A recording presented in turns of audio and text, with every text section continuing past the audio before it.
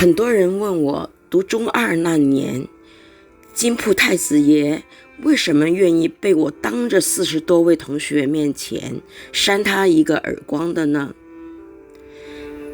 其实这一份勇气源于读小4的时候，那位太子爷班长他亲手种下来的。那个时候我是北京农村来的穷家女，而他是全校注目的品学兼优太子爷班长。我以为我俩是2个世界的人，可是他从没嫌弃过我。他带领我们参加多姿多彩的课外活动，我们聊天下事。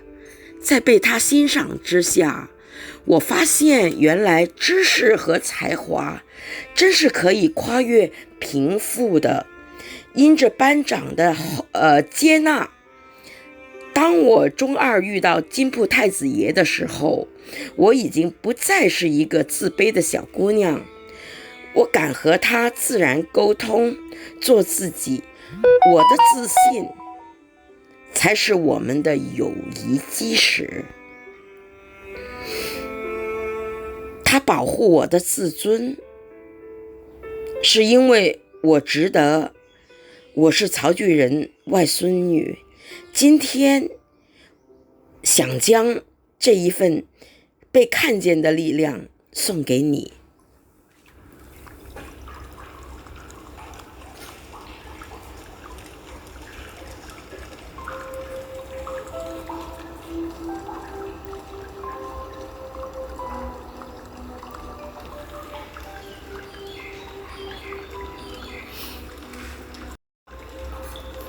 好多人問我讀中2嗰年，金鋪太子爺點解願意俾我喺當住咁多同學面前，40幾個同學面前呢，刮佢一巴呢？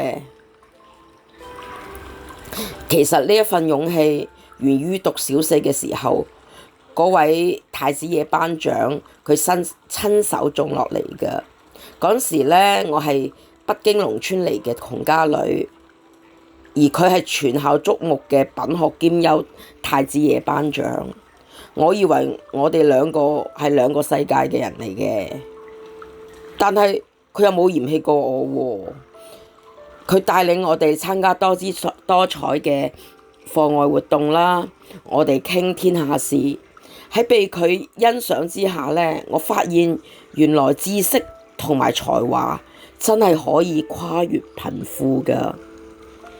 因着班長嘅接納，當我中2嘅時候，遇到金鋪太子爺嘅時候，我已經唔再係一個自卑嘅小姑娘，我敢同佢自然溝通，做自己。我嘅自信係我同金鋪太子爺嘅友誼嘅基石嚟嘅。佢保護我嘅自尊，係因為我值得咯。我係曹聚仁外孫女，今天想將呢一份被看見嘅力量送俾你。